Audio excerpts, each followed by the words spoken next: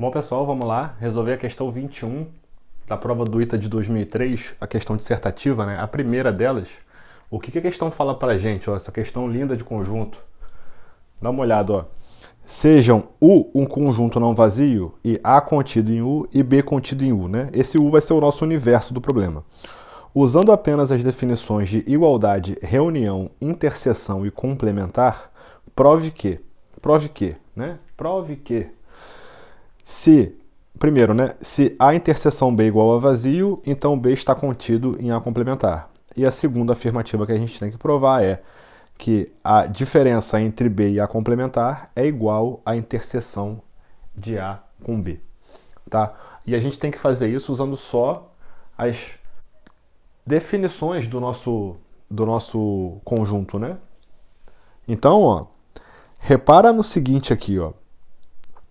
A primeira afirmativa, a segunda afirmativa que a gente tem, né? Se não fosse para usar só as definições, ela era imediata, né? Porque você ia usar o teorema de Morgan aqui e ela ia acabar em uma linha, né? Você ia escrever A inter barra barra, o barra barra ia virar o A e acabou o seu problema, tá?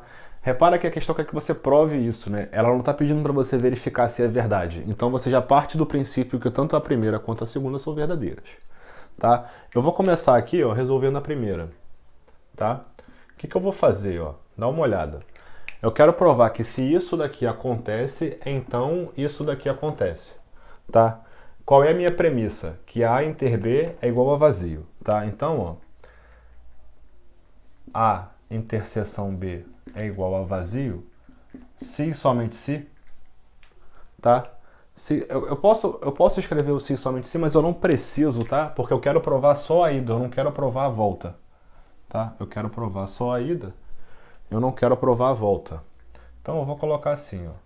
Então, concorda comigo que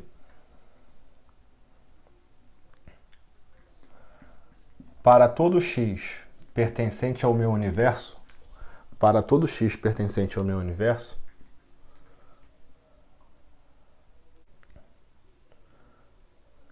se x pertence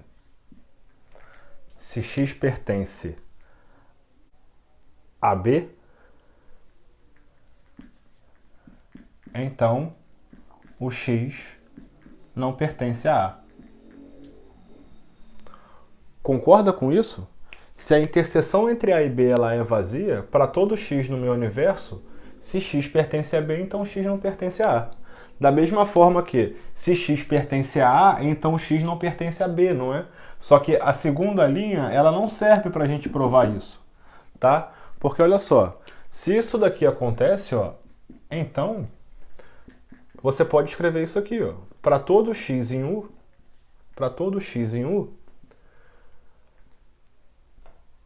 se x pertence a B, então o x não pertence a A não é a mesma coisa que dizer que o x pertence ao complementar?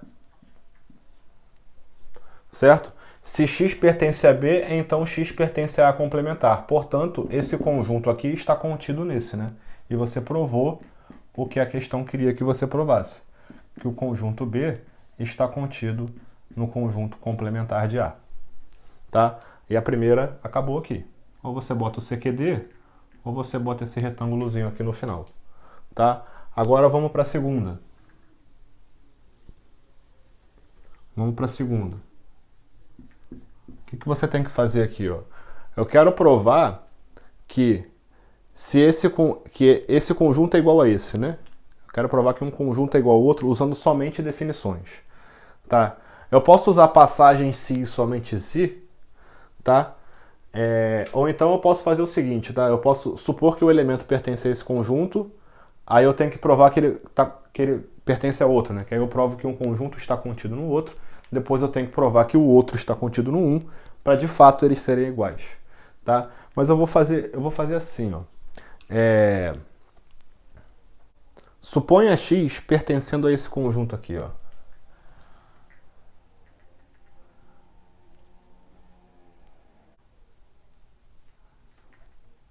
Se x pertence a B menos A complementar, não é? Então, só que nesse caso eu vou colocar a dupla seta, tá? Porque vale a ida e vale a volta. Se o x pertence a esse conjunto, tá? Então, o quê? O x pertence a B e o x não pertence ao A complementar, concorda? Se x pertence a B menos A complementar, então ele não pertence ao B, perdão, ele pertence ao B e não pertence ao A complementar, certo? Uma coisa e outra, né? Eu vou ter que melhorar isso daqui, ó, porque a gente está falando de uma prova do ITA, né? E a gente está falando de uma parte discursiva da prova, então eu vou escrever assim, ó.